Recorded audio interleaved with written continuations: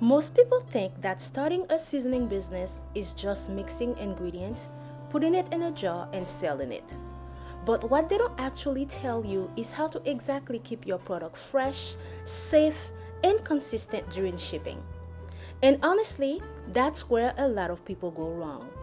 So in this video, I'm going to show you exactly how I started my seasoning business and more importantly, my full packaging process step by step, everything I use and why I use it. Because this right here is what will separate your small business from a brand that people trust. Hello, if you are new here, welcome. My name is Claude Mart, owner and founder of Le Bon Goût Seasoning. And in this channel, I post quick and easy recipe that I made using my organic seasoning blend. And I also share a lot of small business tips. So if you are planning on starting a small business or a seasoning business and you are interested in this type of videos, please consider subscribing. A quick history about how Le Bon Goût Seasoning come alive. I was born in Haiti, and when I started college, which was in the state, I started getting sick a lot. I was missing class and I used to have heavy stomach cramp. It was unbearable. It didn't take me long when I got to the doctor to find out that the food from the cafeteria was not agreeing with me. And unfortunately, I ended up developing a lot of severe IBS symptoms. So because of that, I had to start making my own food. Make my own seasoning, which I was using all organic ingredients with no preservative. And I used to share my food with my friend. If you are in college, you know when the person cook, everybody want to try it because the cafeteria food is usually not it. So my friend used to always ask me, what do you put in your food? And I said, I make my own blend seasoning fresh. And they used to always encourage me that you should start selling that. So this is where the idea of owning a seasoning business started to come alive. And when I was in grad school, that's when I started taking it seriously. So I started to do my research. When I started Le Bon Goût Seasoning, I didn't just want to create something that tasted good. I wanted something people could trust. But I quickly realized that flavor is only one part of it. The real challenge was making sure my seasoning stayed fresh, stable, and safe from the moment I made it all the way to when it reached my customer.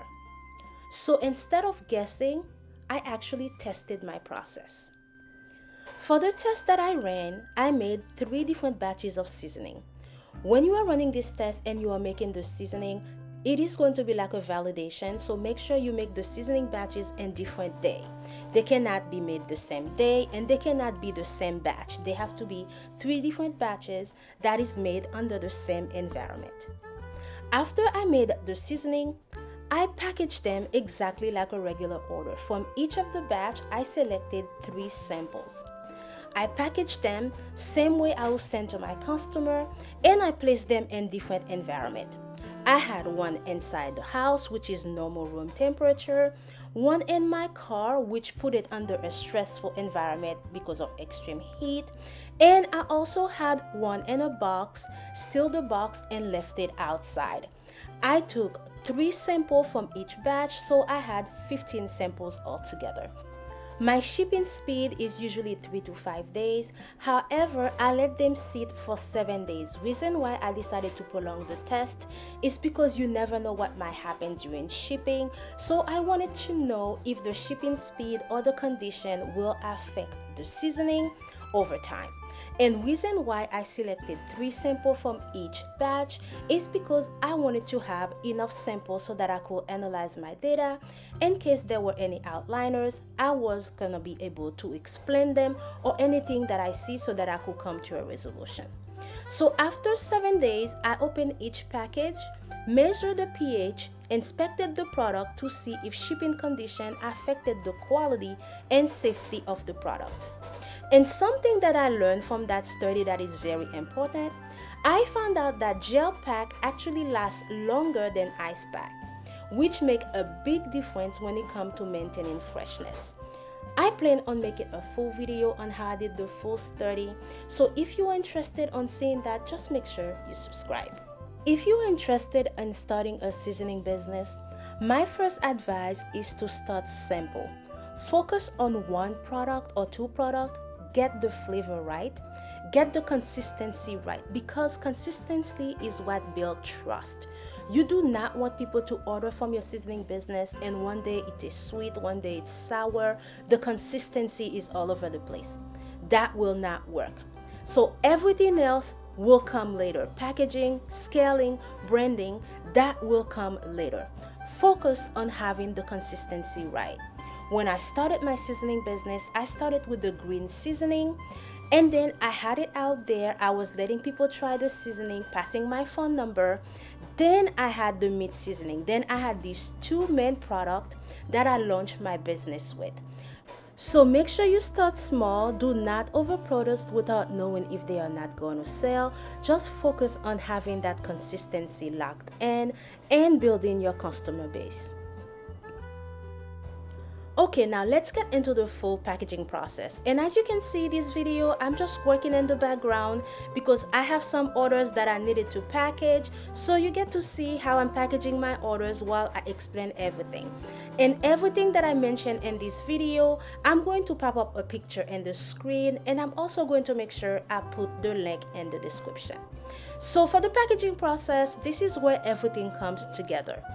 For my bottling, I use food graded glass jars. Just make sure you remember this is a seasoning business, so everything that you are using has to be food graded, not the boxes. However, everything that is coming into contact with the product need to be food graded.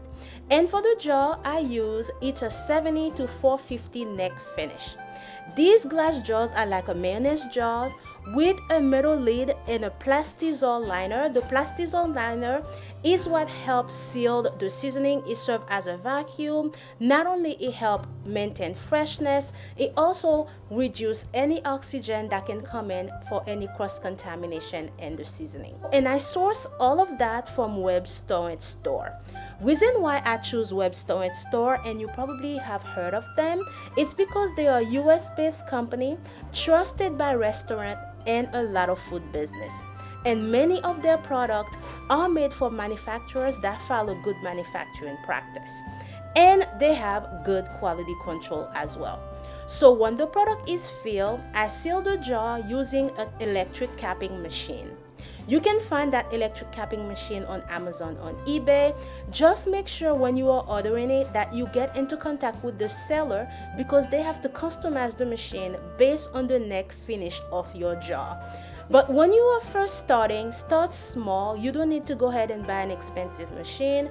You can do just like I did when I first started and use a manual electric capping machine. That one cost me under $100, and it was a 70 millimeters based on the neck finish of my jars.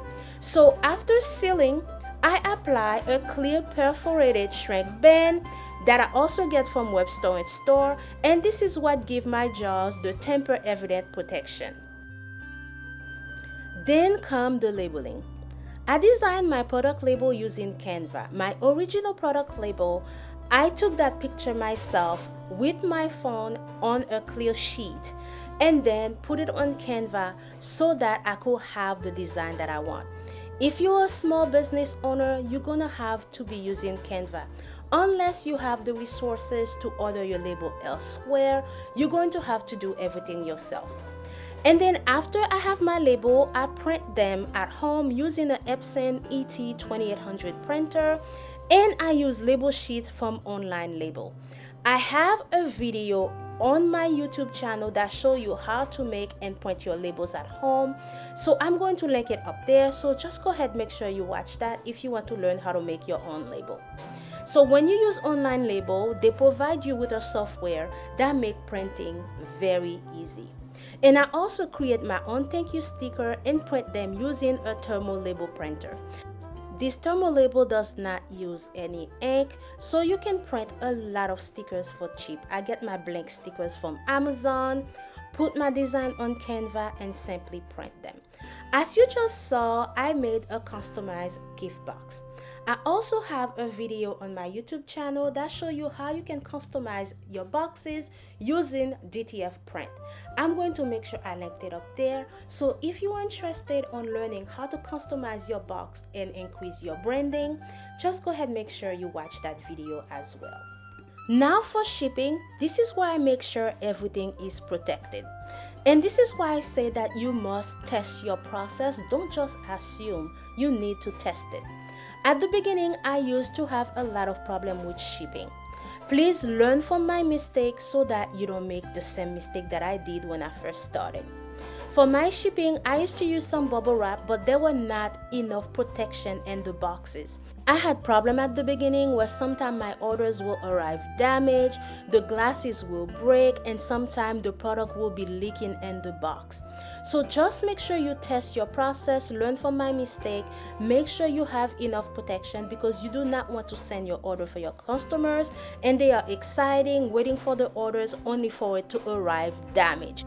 That can not only cost you a sale, but it can also cost you a loyal customer. And when you are starting a business, reputation is everything. So I use heavy duty bubble wrap, packaging peanut, and I also use insulated silver thermal bubble mailers, and I also use insulated bubble packaging for extra protection. To maintain temperature, I use some gel ice pack. Even though it's called ice break, it is gel form. What happens is even when the gel melts into liquid form, it will remain cold or cooled and it will maintain temperature throughout shipping. And like I mentioned earlier, based on my testing, the gel packs, they do perform better than regular ice pack. Just make sure that everything that you are using, they are food graded and they are food safe. And you can find these gel packs on Amazon or web store and store as well. To secure everything, I use a manual craft tape dispenser along with custom water activated packaging tape that I get from Vistaprint. And I'm going to tell you, when you are first getting started, you do not need to buy a heavy machine. You can get an activated tape dispenser from Amazon. You can get them for around $30 and you do not need to invest in a $200 machine at the beginning. So remember, start small, do not overspend. To print and buy my shipping labels, I use PayPal shipping. When you have PayPal, you can have a PayPal business account. Trust me, it is very beneficial because you will save a lot of money on shipping. And I also use a digital scale so that I can make sure that I am entering the accurate weight for my shipping.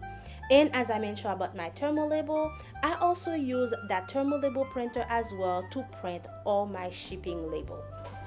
I also use this polytubing dispenser with a slice cutter so that I can cut efficiently all the bubble wrap when I am packaging the seasoning. Everything is intentional, nothing is random. When you are starting, just make sure that you have your process on lock. So if you are asking why testing matters, that study I mentioned earlier, that's what gave me confidence in my process. I didn't just assume my packaging will work, I tested it. I looked at pH change, I inspected the product, and I made sure that what I'm sending out can actually hold up during real shipping condition. Because at the end of the day, this is a food product. And when people trust you with something they are consuming, you have to take it seriously. So if you are starting your own seasoning business, don't wait until everything is perfect. Start small. Test your product, improve your process, and learn as you go. Because trust me, your business grows through experience, not from just planning. And that's exactly how I started my seasoning business and how I package my product to keep them fresh, safe, and consistent during shipping. If this video helped you, make sure you subscribe because I'll be sharing more real behind the scene and a lot of tips to help you grow your seasoning business the right way. Thank you so much for watching, and I'll see you in the next video.